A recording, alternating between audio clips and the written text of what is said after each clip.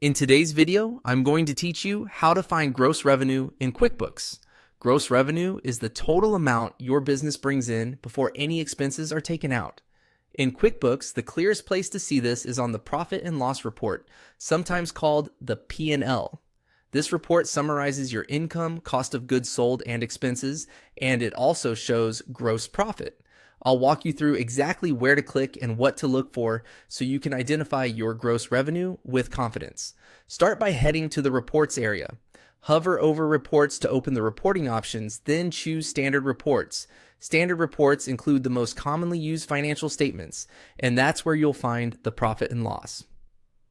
Click Profit and Loss to open it. Once the report loads, set the correct date range at the top so you're looking at the period you care about, whether that's last month, last quarter, or year to date.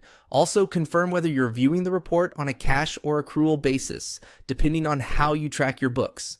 This matters because cash shows income when it's received, while accrual shows income when it's earned, which can change the total you see on the profit and loss report. Look for the income section near the top. The total at the bottom of that income section represents your gross revenue for the selected period. You'll also see gross profit further down the report. Gross profit is your revenue minus cost of goods sold, so it will usually be lower than gross revenue. If you need more detail, you can expand income lines to see which products or services contributed most to your total. If you need to return to your main QuickBooks view afterward, go back to the dashboard. From there, click the highlighted icon or menu in the upper area to open your settings. Choose subscriptions and billing. This page manages your QuickBooks plan and payments.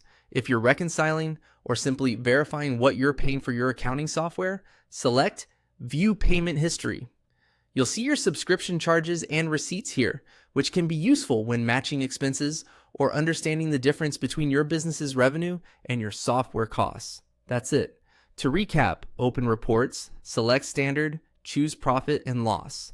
Set your date range and accounting method, then read your gross revenue from the total in the income section. If anything looks off, double check the dates and cash versus accrual setting.